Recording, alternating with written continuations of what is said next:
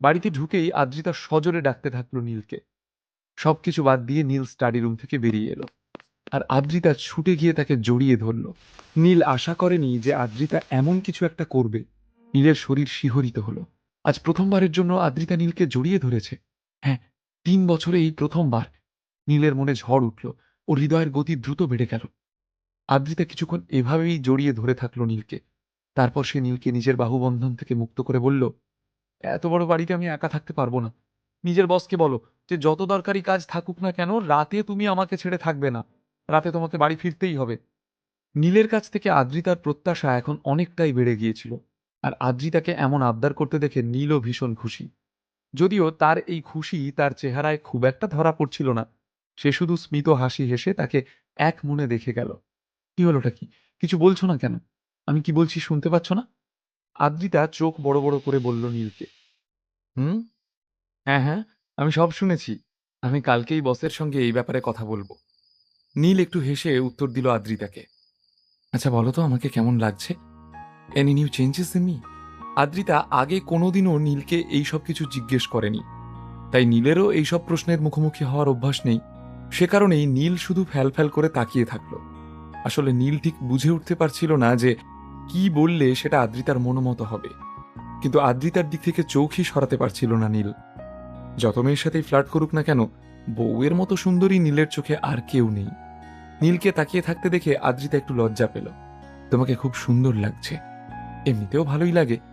আচ্ছা, তুমি কি চুলে রং করিয়েছ? Yes, burgundy. আর এই যে মশাই, আমি পার্লারে যাই আর না যাই, আই অলওয়েজ লুক গুড, বুঝলে? হি হি। হাসতে হাসতে বলল আদ্রিতা। নীল কোনো জবাব দেওয়ার আগেই আদ্রিতা আবার বলে উঠল, আচ্ছা ছাড়ো এসব। আজকে তোমার কি প্ল্যান? চলো কোথাও ঘুরতে যাই। এমনিতেও অনেক দিন হয়ে গেছে কোথাও বেরোয়নি। সিনেমা দেখতে যাবে? নীল এবারের মতো শেয়ার মার্কেটকে নিজের কবজায় করে ফেলেছিল, আর কলকাতার শেয়ারও এখন বেশ উঁচু দামে বিক্রি হচ্ছিল। কিন্তু তাও নীল ভালো করেই জানতো যে রায়চৌধুরী পরিবার চুপচাপ বসে থাকবে না। কোনো না কোনো উপায় তো তারা নীলকে আটকানোর চেষ্টা করবেই। কিন্তু গত কয়েকদিনের স্ট্রেস আজ নীলের মাথা থেকে নেমে গেছিল, তাই তার মনও বেশ ভালো ছিল। তাহলে এমন অবস্থায় কেউ কি নিজের বউয়ের আবদার ফেলতে পারে? হ্যাঁ নিশ্চয়ই। যাও, রেডি হয়ে নাও। আজকের সন্ধ্যেটা আমরা বাড়ির বাইরেই কাটাবো। নীল মৃদু হেসে বলল। আদ্রিতা আর একটুও সময় নষ্ট না করে রেডি হতে চলে গেল। প্রায় আধ ঘন্টা পর নীল আর আদ্রিতা তৈরি হয়ে বাড়ি থেকে বেরিয়ে পড়ল। প্রথমে তারা সিনেমা দেখতে গেল, একসাথে চিজ পপকর্ন খেল, আর তারপর ওরা দুজনে প্রথমবারের জন্য ক্যান্ডেল লাইট ডিনার করল। আজকের সন্ধ্যাটা আদ্রিতার সঙ্গে কাটিয়ে নীল বুঝতে পারল যে সে হয়তো নিজের থেকেও বেশি ভালোবাসে আদ্রিতাকে। আর আদ্রিতার বাবা মানে নীলের গুরুজিকে দেওয়া কথাও সে রাখতে পেরেছে। সবকিছু স্বপ্নের মতো মনে হচ্ছিল। খুব ভালো লাগছিল নীলের। ও যেন জীবনে সবকিছু পেয়ে গেছে। যদিও তার ব্যবসার লড়াই শেষ হতে এখনো অনেকটা পথ চলা বাকি। চোখের পলকেই আরো 5 দিন কেটে গেল। এই 5টা দিন নীল রোজ অফিসে যেত, খুব মন দিয়ে অফিসের সমস্ত কাজ সামলাতো, আর অফিস সেরে সোজা বাড়ি চলে আসতো। তারপর সে নিজের হাতে ওদের দুজনের জন্য রাতের খাবার রান্না করত। আর খাওয়া দাওয়া হয়ে গেলে আদ্রিতা আর নীল দুজনে মিলে হয় সিনেমা দেখত, না হয় হাঁটতে বেরোতো। দুজনে হাত ধরে হেঁটে বেড়াতো কলকাতার ফুটপাত। কখনো আইসক্রিম কিংবা ফুচকা দিয়ে শেষ হতো ওদের নাইট ওয়াক। এতদিন এই মুহূর্তগুলো নীল শুধু কল্পনা করে এসেছে, আর আজকে সেগুলো তার সামনে সত্যি ঘটছিল। জীবনের এই মুহূর্তগুলো রূপ, রস, গন্ধ সমস্তটা পুরোপুরি উপভোগ করছিল নীল। নীল আর আদ্রিতার সম্পর্ক এবার ধীরে ধীরে নিজের গতিতে এগোতে শুরু করেছিল। দুজনে একে অপরের সঙ্গে আস্তে আস্তে সহজ হয়ে উঠছিল। আদ্রিতার মনোভাব বদলাতে শুরু করেছিল নীলের প্রতি। ওদিকে অবশেষে শেয়ার মার্কেটের যে নোংরা খেলায় রায়চৌধুরী পরিবার নেমেছিল, 8 দিন পর সেই খেলায় সম্পূর্ণভাবে হেরে গেল তারা। যদিও রায়চৌধুরী পরিবারের কাছে আরও 20টা পরিবারের সহযোগিতা ছিল, কিন্তু বাসু গ্রুপ আর কুন্ডু পরিবারের সামনে সেই 20টা পরিবার তাসের ঘরের মতো ঝরে পড়ল। আর সেই কারণেই রায়চৌধুরী পরিবার আর ফান্ডের ব্যবস্থা করতে পারল না। কিন্তু এই সময় শেয়ার মার্কেটে রায়চৌধুরী গ্রুপের কলকাতা ব্রাঞ্চের শেয়ার তরতর করে উঠতে থাকল। থ্যাংক গড, ফাইনালি এই যুদ্ধ শেষ হলো। স্বস্তির নিঃশ্বাস ফেলে কুশল বলল, সত্যি এইসব সামলানো খুবই মুশকিল হয়ে উঠছিল। পৃথার চোখেও ক্লান্তির ছাপ।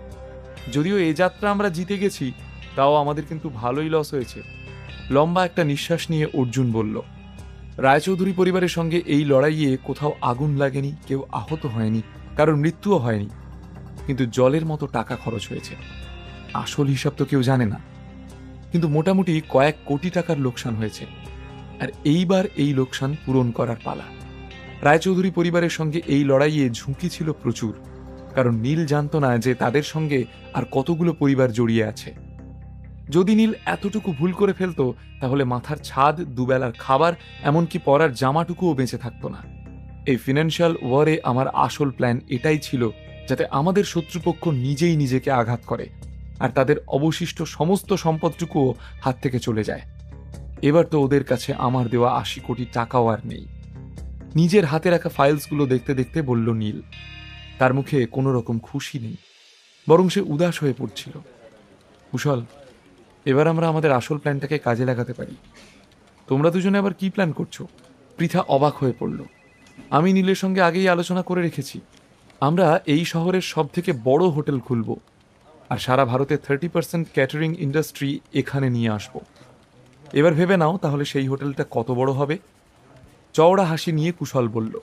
পৃথা উত্তেজিত হয়ে বলল, আরে এটা তো দারুণ আইডিয়া নীল, তোমাকে কি এই কাজে আমি কোনো রকমভাবে সাহায্য করতে পারি?